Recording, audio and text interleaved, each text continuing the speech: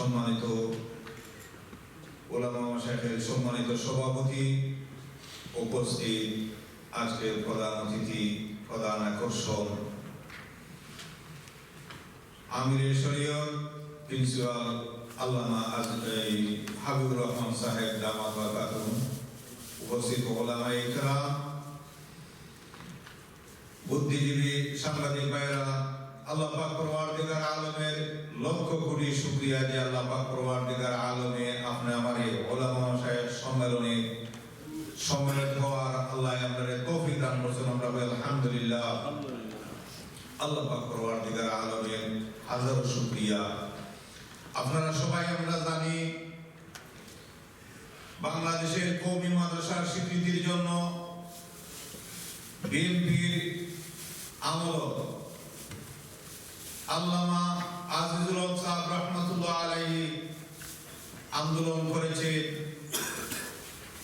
বাংলাদেশ খেলাফত মজলিস আন্দোলন করেছে, আপনারাও আন্দোলনের শরীক ছিলেন। আজও সে আন্দোলন আজ পর্যন্ত কওমি মাদ্রাসার স্বীকৃতির জন্য আন্দোলন চলছে। আমি বলতে চাই, কওমি মাদ্রাসার স্বীকৃতির জন্য আন্দোলনটা জরুরি হয়ে দাঁড়িয়েছে। কারণ হচ্ছে প্রত্যেকটা মানুষের স্বাধীনতার দরকার রয়েছে, প্রয়োজন রয়েছে। কওমি মাদ্রাসার লেখাপড়া করার পরে আলিম ওলামারা যেন ভালো একটি চাকরি পায়, ভালো একটা কাজ করতে পারে, ভালো একটা দিক নির্দেশনায় যেতে পারে, সেই জন্য কওমি মাদ্রাসার স্বীকৃতির বড় প্রয়োজন।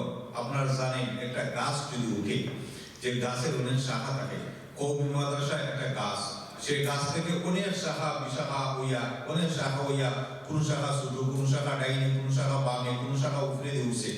এখন কওমি মাদ্রাসা লেখাপড়া করার পরে আমরা চাই যে কওমি মাদ্রাসা থেকে লেখাপড়া করিয়া যে কোন ছাত্র ইসলামিক প্রকৌশলী হইতো, কোন ছাত্র ইসলামিক ইঞ্জিনিয়ার হইতো, কোন ছাত্র ইসলামিক পুলিশ হইতো, কোন ছাত্র ইসলামিক ডাক্তার ইঞ্জিনিয়ার হইতো বা আর্মি হইতো, এই ধরনের নানা দিক নির্দেশনায় নানা দিকে যাইতে পারে। এই ধরনের প্রচেষ্টা চালাইয়া যাওয়ার লাগে আমি অনুরোধ করলাম, সবাই এটা খেয়াল করিয়া যে বড় বড় আলিম উলামা যারা আসল, আজকের যে আমরা যে